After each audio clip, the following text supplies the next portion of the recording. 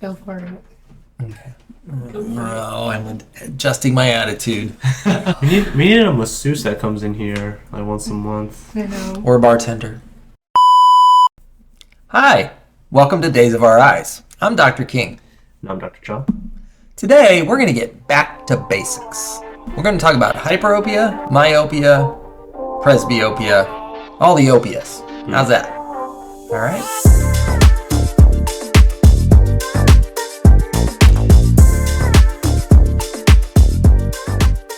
You know, as far as myopia and hyperopia and presbyopia, they all have nicknames. They also, you have nearsighted, farsighted, and 40-year-old eyes. Uh-huh. That's Mature vision. Yeah, you're politically correct. What is it? What causes it? What can we do about it? Well, Oh, by the way, he's going to tell you. myopia, you might hear it when you're talking about like maybe people have myopic perspectives or myopic viewpoints. Myopia is the more medical or scientific term for nearsightedness. So if you have a kind of a nearsighted perspective, you can't see, Far away. You're unable to see maybe the larger picture of what's down the road, literally too.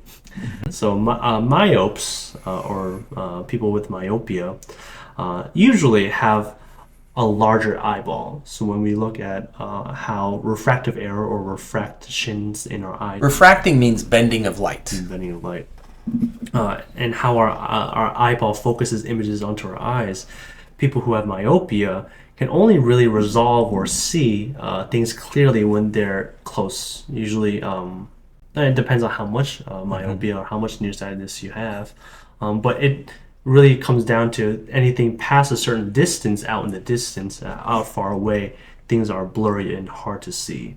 Usually it's from the eyeball actually being a little bit too big. And that kind of goes into even another topic we've kind of teased before, myopia control. Myopia control. And there are the occasions where the refractive properties, whether it's the cornea at the front part of our eye or even the lens inside of our eye, they become a little too strong, a little too bulbous, a little too round, and actually kind of cut short where the light needs to be. I always equate the eye to a camera, okay? So your cornea is the front windshield of your eye. That does 70% of the focusing for your eye. Your lens inside your eye does around 30%. Now, somebody's going to say it's 60 and 40. Somebody's going to say 65, 35. Okay, whatever. Cornea does most. Lens does a lot. And that focuses it back to the back of the eye called the retina. The retina is like the film in the camera or the reception point. The front two parts have to focus the light right onto the retina. So when it focuses the light in front of the retina. The other case could be maybe that cornea is extra curved. If you change the curvature of the cornea, you're going to change how fast the light comes to focus. Once again, it could end up in front of the retina. So I think that's my analogy. So myopia is when the eye is actually too strong or too long, and the light focuses before it gets to its intended target. That's why somebody with a myopic prescription, their glasses prescription or their contact lens prescription will be minus. A -1 or a -1.25 or a -4. We have to take power away to move that image back to the retina. I mean, so when you think of like a minus lens, you can even see it when people wear their glasses. If you think of, it's like the opposite of a magnifying glass, right? There's too much power already into the eye. And so you'll notice that literally the image that is presenting to the eye is minified. It's made smaller. So if you see a person with a high minus prescription, a lot of nearsightedness, literally their eyes kind of shrink behind it. Yeah, it actually motivates patients to get either special lenses, they prefer their contact lenses, or, they want to explore different options like refractive surgery, like LASIK or even ICL, implantable columnar lens. Right. And people say, well, what causes it? Well, we don't know 100%, but we have found that in the digital age, since we're all spending so much more time up close looking at screens, particularly students, we know that when babies are born, their visual system isn't fully set up yet. That eye's still growing a little bit, but thousands of a millimeter makes a difference. So that visual system is still developing. Well, now we're starting younger and younger ages looking up close. So there's actually groundbreaking work being done by doctors all over the world. It's really phenomenal stuff that I didn't think we would be able to do, about myopia management or myopia control, trying to slow down the amount of myopia that develops in an eye. Because what happens is, later on in life, myopic eyes have a higher risk of certain diseases, such as retinal detachments or something called myopic degeneration. Most of us didn't think we could do anything about that, but nowadays, if we can slow that down in childhood, now we don't have as nearsighted of an eye. That's going to lower the risk of a lot of diseases. So that's why we think it's important to have an understanding about what myopia is and maybe if we can manage it. So hyperopia, right? It's just the opposite, I guess, or the inverse of myopia. Myopia is nearsightedness, meaning that things up close are clear without really having to have some kind of correction, whether glasses or contact lenses or surgery. And so, another cool trick, if you're nearsighted, you could take off whatever glasses that you have and you could probably look at your phone pretty clearly, depending on how nearsighted you are. Hyperopia or farsightedness is a little different. Farsightedness is almost even like almost like a wrong colloquial for it. Yeah, I don't love the name farsightedness because it implies. Thank you. I always mess up infer and imply. It implies that, well, you can see far away but not close up, and that's not the case. Hyperopia, just like in myopia, the eyeball's too long, things focus in front of the retina. In hyperopia, the eyeball's a little shorter, or the curvature of the cornea is a little flatter, and the image focuses behind the retina. Okay? So technically, a hyperopic eye could see something all the way around the world behind it. But anyway, if you do the physics, that's all physics. The virtual image. Once again, go talk to the physics people for that. But in hyperopia, the eye, everything focuses it behind it. Well, we have this cool little mechanism inside of our eye called our crystalline lens. And that lens is controlled by some muscles, and it's flexible. So the lens can add some power to the eye to move that image up and put it right on the retina. So hyperopes, in their younger years, can still see everything. They might get some eye strain, though, because when you're focusing like that, when that accommodative mechanism, that's what that lens focusing is called, is the accommodative mechanism. When that mechanism is on all the time, the eye is tensed up. It can cause fatigue, headaches through here and here. A lot of the eye strain stuff that you hear about. That's why so many folks do a little reading power when they're working on computers, because they could be just a little bit farsighted, and if you pick up that slack, it relaxes their eyes. So a hyperope's eyes are actually tensed up all the time. That's a bummer. Yeah. I mean, like you were saying, a myopic eye has too much power or is too strong. So the hyperopic eye or the farsighted eye has not enough power. Right. And in general, right, if that lens was, just kind of not moving, not changing, you wouldn't even really be able to see far away. It wouldn't be sharp. That's the idea. So it's next to useless, so to speak, to correct nearsightedness because it already has too much power. That's why a farsighted person's prescription is in plus. We have to add power. So they have a +1 or a +4. You can tell, like, instead of it being minified, everything's magnified. It's almost like those magnifying glasses or even Coke bottle glasses kind of thing. Fish bottle. There you go. Fish globe. What do you call it? Fish bowl. Fish bowl. Oh my gosh. It's okay. We haven't had lunch yet. There's something called latent hyperopia, where patients or people will say, "Oh, I have 20/20 vision. I'm perfect. I don't need glasses." You just might. Yeah. But a lot of times it's actually what's called latent hyperopia. Even, maybe in a quick, traditional eye exam, you don't have any prescription. If you just kind of flash the lenses in front of the patient. And what that's doing, Dr. King was talking about having your eyes tensed up. You can walk around, tensed up and, flexing certain muscles, but then towards the end of the day, you're going to be tired. But also your normal being tensed up all the time.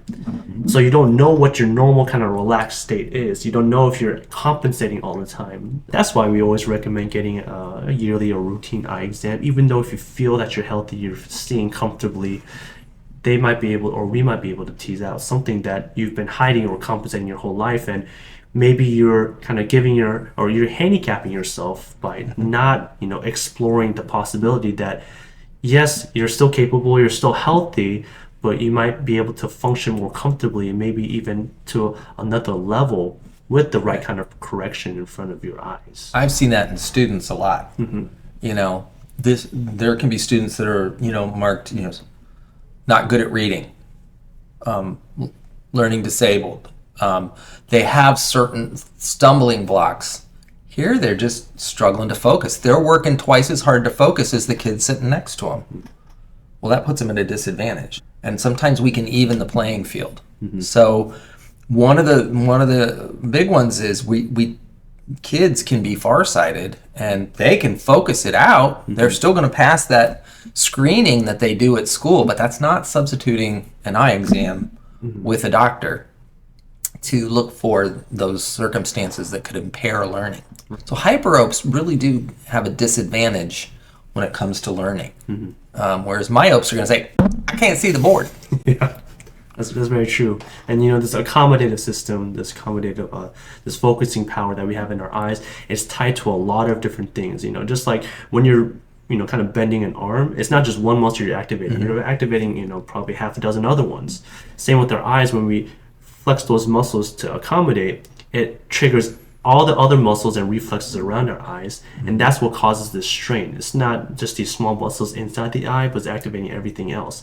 And that amount of complexity, just imagine, goes into bending an arm. Another level of complexity is just to see clearly, especially for kids trying to learn at school. It's always our privilege to be able to kind of tease out those problems and then present it to the parents, especially like, hey, again, it's not that your kid is less than, it's just that they just need the right tools, right, so that they can be enabled to fulfill their potential. Right. And we got number 3. Speaking of the accommodative system, right. That brings us to presbyopia, right here. Presbyopia has to do with that accommodative system, that focusing system. The lens inside the eye, we always do this because for some reason I can't talk about it without doing this. Because the lens inside our eye naturally will change shape to adjust the focal distance. Because it's a different strength to focus at 24 inches versus 16 versus 12 inches. It's a different dioptric strength. Diopters are the units of measurement we use for vision. So the eye naturally adjusts. Well, guess what? Nothing's forever. The lens inside the eye continues to grow throughout our life. It adds layer upon layer, like an onion. So it gets fatter and fatter. Well, guess what? When I get fatter and fatter, I don't move as well. So if that lens gets fatter, it starts to stiffen up. It can't focus as much. When we're 10 years old, we can focus right up to our nose. By the time we're 20s, it's out here. 30s, 40s. That's presbyopia. That mechanism is stiffening up. Now, add hyperopia on top of that, and you got a real mess. Because you've been using this to see distance and up close. Now, everything starts going. So you see how everything works together? That's what we're getting at. But presbyopia is a natural process. And what we can do is use reading lenses, multifocals. There's contact lenses that have that. We even have surgical procedures that we can put multifocal lenses in the eyes now. It's inevitable. It's inevitable. The definition of a good, normal visual system is you're focused for optical infinity. You can see far away, and then the accommodative system lets you adjust all the way into close-up. Mature vision. I hear like certain cultures or languages have like a layman term for presbyopia, because I don't think we really have like a synonym for presbyopia. We just have the medical term for it. Yeah, I don't know why. We have nearsighted, farsighted, right, and 40-year-old eyes. Yeah, I don't know. It's a little. And by the way, 40 isn't the magic age. It can be anywhere 39 to 45. There's a range. It hits everybody at a different time. But you're right. We don't have a term for that. Yeah. And We should start that. yeah. Let's start mature vision. Mature vision. We should put it in a Merriam-Webster dictionary. Be credited for it. Oh yeah, when it comes to presbyopia and this kind of this lens growing and changing, that's just the early stages of cataracts, right? I tell my yeah, I know it sounds scary, but I tell all my patients We're all doomed. Yeah, it's not a disease. It doesn't mean you're unhealthy, but just like gray hairs and wrinkles, everybody eventually gets reading Bite your glasses. Sorry. Everybody will eventually develop presbyopia. Sorry, folks. I didn't think we were going to get into this controversial territory. Gray hair, wrinkles, and bifocals. It's like death in Texas is inevitable. All right, you deal with those comments after this airs. It's okay. I can deal with it. Drop your comments. And there is the one, the one we don't talk about because we don't really treat it. There's emotropia, right? People they got super lucky. People that just have perfect vision. Yeah. Dang emotropes. Yeah. You're just a normal human being with emotropia. That's because we don't have too many of those anymore. Yeah. With the advent of the digital age, honestly, the one statistic is that as a population, the world is getting more nearsighted because of the way we spend our time. So that's why we talk about so much of the other stuff. And yeah, it gives us a job. Well, there's that. Why don't you close? Okay, I can close this. Yeah. Yeah. Take it away. If you like our content, we have a growing catalog of interesting topics, and we have more to come. This is Days of Our Eyes. I'm Dr. Cho. I'm Dr. King. Don't forget to subscribe, like, comment, flame us. We like that too. So, We do? Okay.